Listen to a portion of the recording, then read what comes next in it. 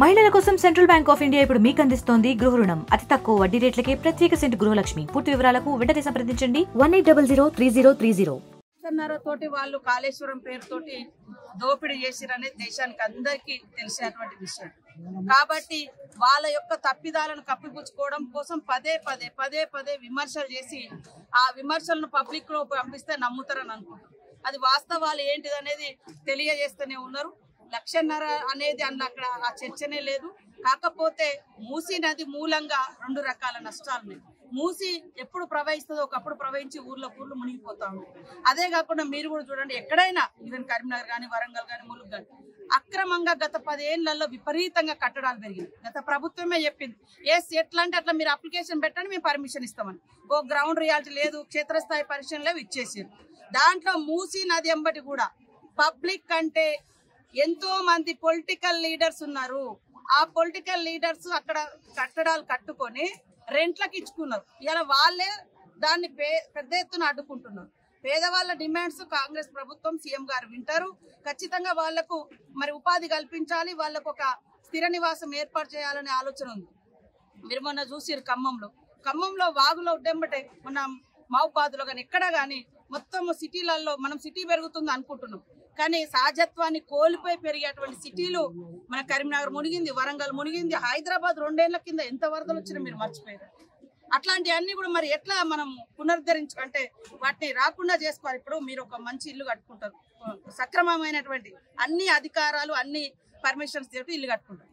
ఎవరో అక్రమంగా లేదా బెదిరింపులతోటి లేదా పైరవి చేసుకొని వచ్చి అక్కడ ఇల్లు కట్టుకుంటే ఆ చెరువులలో మీరు చూసారు, ఒక ఇల్లు అయితే చెరువులనే ఉంది, మొన్న ఎవరిదో హైదరాబాద్ అనుకుంటా, చెరువుల నీళ్లు ఉన్నాయి. ఇంత ఎందుకు కామారెడ్డి పోయే దారిలో నేను మొన్న ఆదిలాబాద్ పోతుండో చూసిన డబల్ బెడ్రూమ్లను కూడా చెరువులనే కట్టించారు. మీరు చూడండి, ఆ టోల్ గేట్ దగ్గర కామారెడ్డికి దగ్గర. అంటే గత ప్రభుత్వం అట్లా చేసి ఈరోజు వాళ్ళే అన్నారు, 70 ఏళ్లలో విధ్వంసం జరిగింది, మేము మొత్తం పునరుద్ధరిస్తామని చెప్పి విడిగా పర్మిషన్లు ఇచ్చి మరి బిల్డర్లను లేకుంటే మధ్య దళారులను ఎంకరేజ్ చేసి ఇబ్బంది పెడుతుర్రు. నేచురల్ గా పబ్లిక్ ఎవరైతే ఉన్నారో వాళ్ళకి ఎప్పుడు నష్టం చేయాలని మా ప్రభుత్వ ఉద్దేశం కాదు, వాళ్ళకి అన్ని లాభం చేయాలని చూస్తాం. కాకపోతే దళారీలు ఎంటర్ అయిన మీ ఛానల్ ద్వారా నేను ఆ మూసీ నది డెవలప్మెంట్ అథారిటీకి కానీ హైడ్రాక్ కానీ తెలియజేస్తుంది. దీంట్లో ఎవరు తెలిసి చేసారు ఎవరు తెలియక చేశారు అనేది తీయాలి. ఇలా పొలిటికల్ ఇన్ఫ్లుయెన్స్ కూడా ఉంది. ఆ పొలిటికల్ ఇన్ఫ్లుయెన్సర్స్ ఎవరు అనేది వాళ్ళు ఇల్లులు కట్టుకుంటారు, మంచిగా రెంట్లకు ఇస్తారు, మళ్ళీ అడ్డం పెట్టి చేస్తారు. ఇంకోటి ఏదంటే ఎంత ఘోరం అంటే ఇష్టానుసారంగా తిట్టిస్తా ఉంది. కొంత టీవీలకు కానీ లేదా సోషల్ మీడియాకి కానీ కొన్ని ఆంక్షలు ఉంటాయి. తిట్టించి ఇవాళ ప్రభుత్వం మీద మాట్లాడితే ఓకే, ప్రభుత్వంలో ఉన్న బిడ్డల్ని కొడుకుల్ని అట్లా తిట్టడం ఇది ఎంతవరకు కరెక్ట్? ఆ రోజు ఏది మిడ్ మానేర్ కాడ అదే వాళ్ళ ఊర్లో వాళ్ళు ఉంటే మల్లన్న సాగర్ పేరుతోటి మీరు పోయి బీఆర్ఎస్ ప్రభుత్వం ముంచింది వాళ్ళను. అదే విధంగా మరి భువనగిరి కాడ ఏదో రాష్ట్రపతులు లేకుంటే ఫ్లైఓవర్ కావాలని 100 ఇండ్లను ఖాళీ చేయించారు. 100 ఏళ్ల నుంచి ఉన్నటువంటి వాళ్ళని మేము తొలగించేది అక్రమ కట్టడాలను.